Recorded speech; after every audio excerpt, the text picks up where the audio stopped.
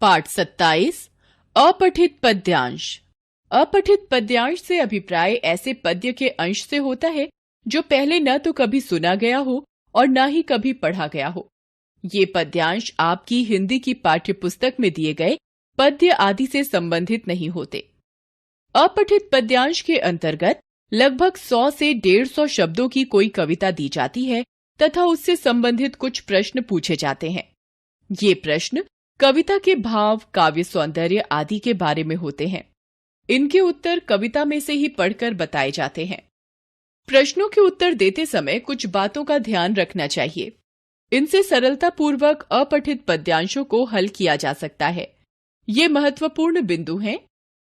सर्वप्रथम काव्यांश को 2-3 बार ध्यानपूर्वक पढ़ें। काव्यांश में आए कठिन शब्दों को रेखांकित करके उनके अर्थ समझिए। कविता के मुख्य भाव को अच्छी तरह से समझिए। अब प्रत्येक प्रश्न को पढ़कर कविता में से उसका उत्तर ढूंढ कर लिखिए। काव्यांश का शीर्षक उसके मूल भाव पर आधारित होना चाहिए। आइए अपठित पद्यांश के कुछ उदाहरण देखें। उदाहरण 1। ले चलो बढ़े चलो चले चलो, प्रचंड सूर्य ताप से न तुम जलो न तुम गलो, पहाड़ से चली नदी रुकी नहीं कहीं जरा, गई जिधर उधर किया जमीन को हरा भरा, चली समान रूप से जमीन का न ख्याल कर, मगन रही निनाद में जमीन पर पहाड़ पर, उसी तरह चले चलो उसी तरह बढ़े चलो, जलाओ दिल के दाग से बुझे दिलों के दीप को, जो दूर है उन्हें भी खींच लो जरा समीप को, सही जमीन की तरह डरो न आसमान से, जलो तो आन बान से बुझो तो एक शान से, अखंड दीप से जलो सदा बहार से खिलो। प्रश्न 1। कविता में नदी के बारे में क्या बताया गया है? उत्तर। कविता में बताया गया है कि पहाड़ से निकली नदी अपने लक्ष्य तक पहुंचने से पहले कभी नहीं रुकती। वह जिधर से निकलती है वही सब कुछ हरा भरा कर देती है। प्रश्न 2। बुझे दिलों के दीपों को जलाने से कवि का क्या अभिप्राय है? उत्तर।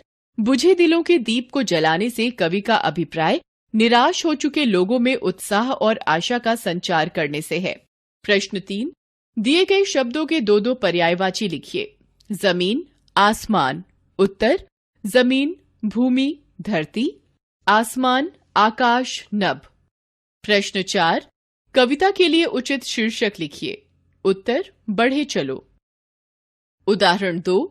मिटाकर शत्रु को जो मिट गए खुद आन की खातिर, उन्हें शत शत नमन मेरा, उन्हें शत शत नमन मेरा, जिन्होंने बर्फ में भी शौर्य की चिंगारियां बोदी, पहाड़ी चोटियों पर भी अभय की क्यारियां बोदी, भगाकर दूर सारे गीदड़ों सारे श्रृंगालों को, जिन्होंने सिंह वाले युद्ध में खुददारियां बोदी, अहर्निश जो बढ़े आगे विजय अभियान की खातिर, उन्हें शत शत नमन मेरा, उन्हें शत शत नमन मेरा।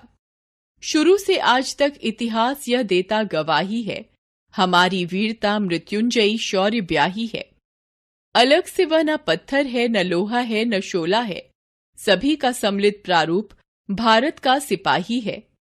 लुटाते प्राण जो देश के अभिमान की खातिर, उन्हें शत शत नमन मेरा, उन्हें शत शत नमन मेरा। प्रश्न 1। कवि किन्हें शत शत नमन कर रहा है? उत्तर। कवि देश के लिए मर मिटने वाले वीर सैनिकों को शत शत नमन कर रहा है। प्रश्न 2। इतिहास किस बात की गवाही देता है? उत्तर। इतिहास हमारे शौर्य व वीरता की गवाही देता है, जिसने मृत्यु को भी विजित किया है। प्रश्न 3। भारत का सिपाही किसका सम्मिलित प्रारूप है? उत्तर। भारत का सिपाही पत्थर, लोहे और आग का सम्मिलित प्रारूप है। प्रश्न 4। कविता के लिए उचित शीर्षक लिखिए। उत्तर। शत शत नमन उनको। आपने सीखा।